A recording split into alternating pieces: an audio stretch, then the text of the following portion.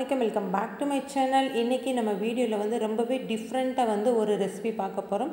இத வந்து நீங்க டிஃபனுக்கும் செஞ்சுக்கலாம் இல்லாட்டி வந்து நைட் டின்னருக்காகவும் செஞ்சுக்கலாம்.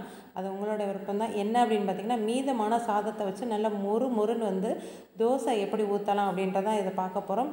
இது வந்து நீங்க நார்மலா வந்து தோசைக்கு மாவு அரைச்சு ஊத்துறதோட வந்து செம்ம டேஸ்டா நல்ல மொறு மொறுன்னு சூப்பராவே இருக்கும். நான் சொன்ன ரெசிபி வந்து அப்படியே கரெக்ட்டா ஃபாலோ பண்ணினா உங்களுக்கு இதே மாதிரி கிடைக்கும். இப்போ வாங்க நம்ம வீடியோக்குள்ள போகலாம்.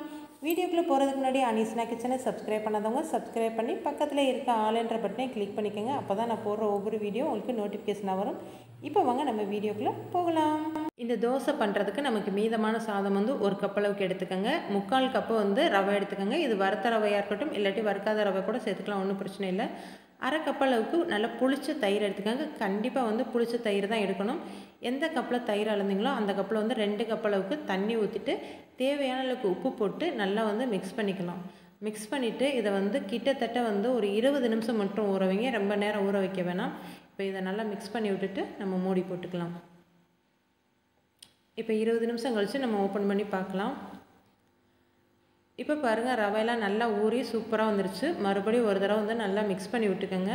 தோசைக்கு நீங்கள் கண்டிப்பாக வந்து புளிச்ச தயிர் தான் சேர்க்கணும். அப்போ தான் வந்து நம்ம நார்மல் தோசை மாதிரியே சூப்பராக இருக்கும்.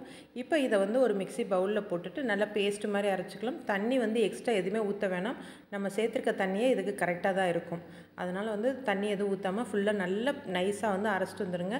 இப்போ இது ஒரு பவுலில் வந்து ஊற்றிக்கலாம். இதோட பதம் பார்த்திங்கன்னா நம்ம நார்மல் தோசை ஊற்றுவோம் பார்த்திங்களா, அதே பதத்தில் இருந்தாவே போதும். பாருங்கள், இந்த அளவுக்கு இருந்தால் போதும்.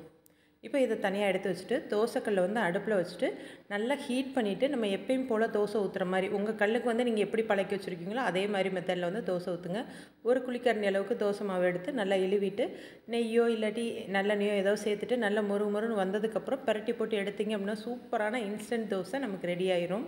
ஒருவேளை நீங்கள் மாவு அரைக்கும் போது உங்களுக்கு தண்ணியாக இருந்தது அப்படின்னா வீட்டில் இருக்க பச்சரிசி மாவுலேருந்து கொஞ்சமாக எடுத்து மிக்ஸ் பண்ணி விட்டுட்டு நீங்கள் எப்பயும் போல் தோசை ஊற்றினா உங்களுக்கு கரெக்டாக வரும்.